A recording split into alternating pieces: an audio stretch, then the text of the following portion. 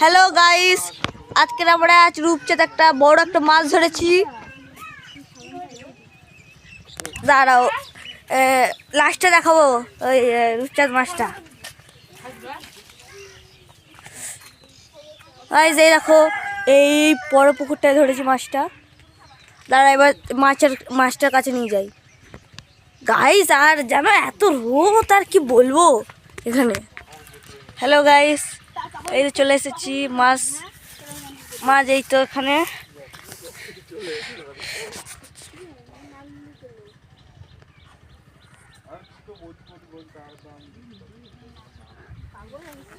এইটার ভিতরে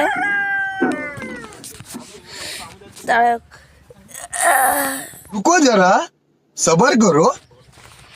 এ দেখো গাইস, এ দেখো মাছটা। মা খাই গেল রে।